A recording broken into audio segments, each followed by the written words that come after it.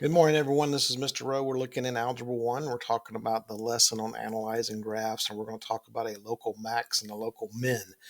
So I kind of want to explain what we're looking at visually because I think it's always good to see what the visual looks like before we look at a table. So visually, if we were to look at a graph to find local max and local mins, we're looking for where the graph changes directions. That's going to be where you're going to find your local maxes and local mins. So a local max, the graph is rising, rising, rising, and then all of a sudden it turns and starts heading down. That's where your local max is going to be. It's kind of a hump in the graph. And you notice this graph has two of them. See, rises, rises, rises, hump, and then turns. So those are local max. And you see you can have multiple local maximums in a graph. You could also have a case where the graph doesn't have a local max at all. So what's a local min? Well, local min is the exact opposite. It's where the graph is dropping. So you see here we're dropping, dropping, dropping, and all of a sudden we turn and start rising. So that's kind of a dip in the graph. So that's that, dip, kind of the valley in between two mountains right there. So we're looking for either humps or looking for dips or valleys. So if we look at a table, how do we find that? Well, basically we just look for changes in direction. So if we look at this table right here,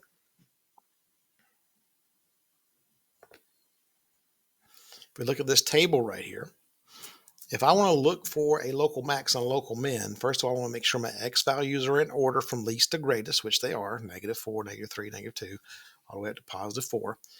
So now I want to look at the y values and see how they change. So to find a local max, I'm looking for places where the numbers are getting larger, larger, larger, and all of a sudden turn and start dropping. So if I look, I got -54, -20, -4, 0. So rise, rise, rise, and all of a sudden I got -2, so it dips. So somewhere in between here and here, there's a change in direction. So my interval will be from -2 to 0. So that's going to be my interval where there will be some sort of a change in direction somewhere in there. More than likely, it's going to be in between -1 and 0 because that's where the change definitely happens, in between -1 and 0. But I'm kind of using your lesson as a guide. All right, so let's take a look at a local minimum. Oops, hitting the wrong button there. All right, so let's look at a local min. Same thing. I'm looking for a place where the numbers are falling and then all of a sudden they're rising. So if I look, let's go back to where we started here, 0, -2, that's a drop. -2, -4, that's a drop. And then all of a sudden we go from -4 to 0. So -4 to 0, that's a rise, that's a turn. So that's where it turns right in there. So our interval for increase is somewhere in between these values.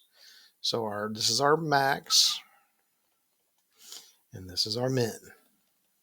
Our min is going to be somewhere in between 0 and 2. And that's where the min is going to be. Okay, so that's all you're looking for, is just changes in direction. So let's take a look at one more example. This is a table in a kind of a different direction here. So again, make sure your x values are in order, -2, -1, 0, they're in order. So what I want to look at is the y values and see if I can find a change in direction. So we're going from -8 to -3, that's a rise, so that's a positive change. -3 to -2, that's a positive change. -2 to -4, that's a positive change. But then we go from +4 to -1, or to 1. So that is actually a negative change. So right here, somewhere in between here, is where the max is going to be, in between negative, or in between +1 and 2. So our max is going to be somewhere between 1 and 2. And then you see we go up. So you see this one does not have a minimum. It just has the maximum. Somewhere in between there.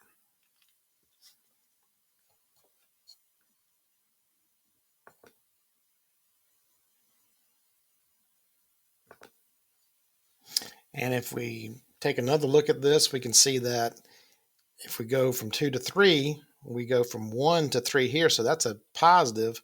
So that's another bump up. So that makes this in between 2 and 3, that makes that a minimum.